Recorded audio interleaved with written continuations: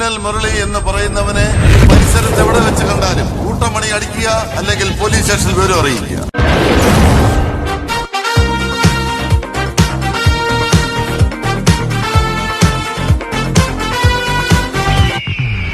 മിന്നൽ തിളങ്ങി